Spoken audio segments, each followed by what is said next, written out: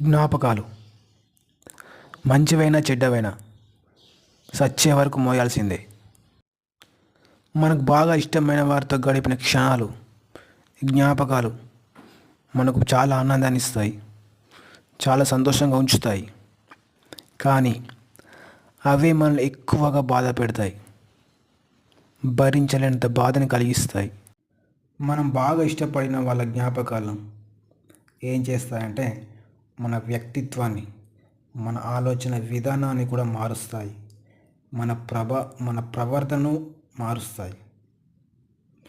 ఎందుకంటే మనకు బాగా ఇష్టమైన వాళ్ళు ఏం చేస్తున్నారు, ఎలా చేస్తున్నారు, వాటి మీదనే ఉంటుంది మన ధ్యాస అంతా. అవే జ్ఞాపకాలు మనకు అనుభవాలను కూడా నేర్పుతాయి. ఆ అనుభవాలతోటి మనం భవిష్యత్తులో ఏ విధంగా ముందుకు సాగాలి, ఏ విధంగా మెరుగుపడాలో, మంచిగా ప్రవర్తించాలో, ఏ విధంగా బాగుండాలి.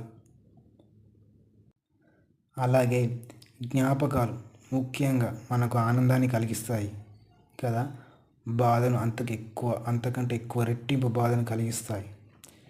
ప్రేమనైతే విపరీతంగా, ముఖ్యంగా ప్రేమించిన వారి పట్లనే ఈ ఎక్కువ జ్ఞాపకాలు ఉంటాయి. అయితే ఈ జ్ఞాపకాలు మంచివైతే మంచి జ్ఞాపకాలు అయితే మనకు ఆనందం కలిగించేవి అయితే మనం జీవితంలో మంచి ఎదగడానికి మంచిగా ఉపయోగపడతాయి. అదే మనకు బాధ కలిగించేవి అయితే వాటి నుంచి ఎలా బయటపడాలి?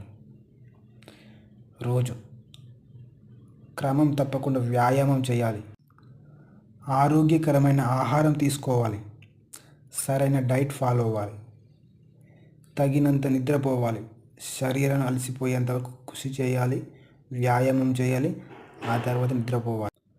మరొకటి ఇంకా ముఖ్యమైనది వ్యాయామం, మానసిక వ్యాయామం,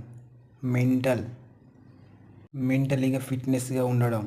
ఉదాహరణకు మీరు పజిల్స్ ఉంటాయి కదా, ఆ పజిల్స్ పరిష్కరించాలి, కొత్త విషయాలు నేర్చుకోవాలి, కొత్త బుక్స్ చదవాలి, ఫ్రీగా ఉన్నప్పుడు గేమ్స్ ఆడాలి.